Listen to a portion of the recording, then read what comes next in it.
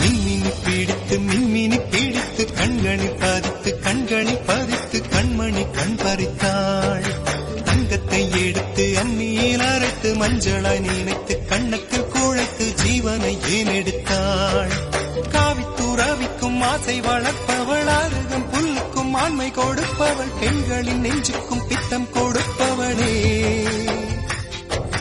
தெரிந்த பாகங்கள் உயிரை தந்திட, மறைந்த பாகங்கள் உயிரை வாங்கி